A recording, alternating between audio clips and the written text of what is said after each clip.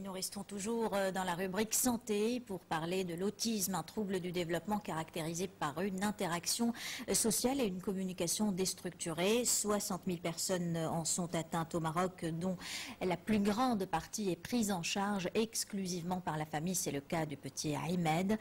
11 ans, sa maladie n'a été diagnostiquée qu'à l'âge de 8 ans, ce qui a compliqué son traitement, en tout cas l'amélioration de son état de santé, car la maladie est incurable. Ilham Brada, Mohamed Belkouri. Autisme et trisomie 21, deux pathologies dont souffre Ahmed, 11 ans. Diagnostiqué il y a à peine 3 ans, l'enfant évolue coupé du monde extérieur. L'autisme est un trouble du développement caractérisé par une communication déstabilisée en conjonction avec des comportements restreints et répétitifs. Pour les parents, le calvaire au quotidien est accentué par l'inexistence de structures associatives adaptées.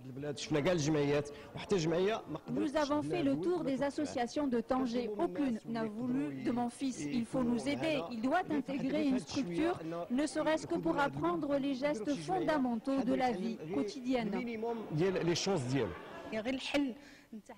Une solution doit bien exister. Où ira cet enfant? Pour le moment, son père et moi sommes là pour lui. Mais après, quand on ne sera plus là, deviendra-t-il un mendiant?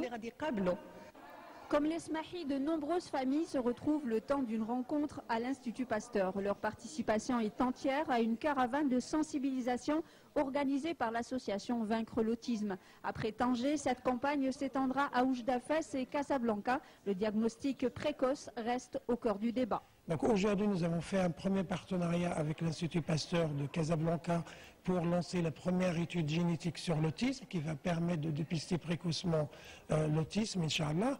Et on a un deuxième partenariat avec le CHUSM2 et la faculté de médecine de Fès pour monter un centre de référence pour l'autisme qui est spécialisé pour le diagnostic. À l'échelle de la planète, un enfant sur 100 vit dans le monde du silence. Selon l'association Vaincre l'autisme, elles sont plus de 340 000 personnes, parmi lesquelles plus de 100 000 enfants.